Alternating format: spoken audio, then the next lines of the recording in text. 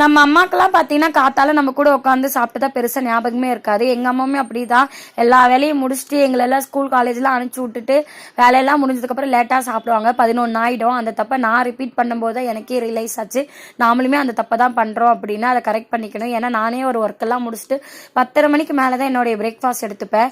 First நம்மளை care பண்ணிக்கணும். நாம் ஹெல்த்தியாக இருந்தால் தான் வீட்டில் இருக்க எல்லாரையும் பார்த்துக்க முடியும்.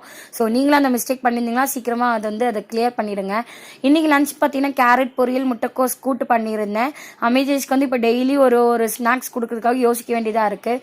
நடக்கல்ல சுண்டல் பண்ணி கொடுத்துருந்தேன். அம்மா எல்லாருமே கேட்டிருந்தீங்க நடக்க ஆரம்பிச்சிட்டாங்களா, ஹெல்த் எப்படி இருக்குது அப்படின்னு. அம்மா ஒன்றும் நடக்கலை, ஒன்றும் கட்டு போட்டுட்டு தான் இருக்கோம்.